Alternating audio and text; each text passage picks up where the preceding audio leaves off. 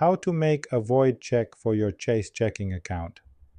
A void check is an easy way to provide information about your bank account.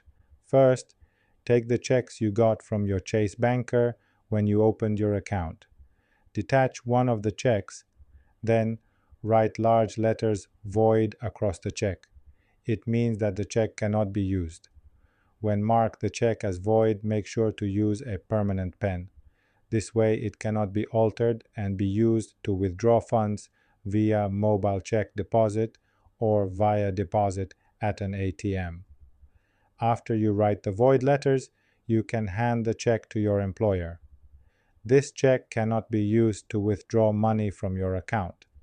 Your employer should use a routing number and account number to set up direct deposit of your salary. That is how you can make a void check for your Chase account, a tool that provides your employer with the necessary routing and account numbers for direct deposit of your salary. Some employers, however, allow you to set up direct deposit on your own.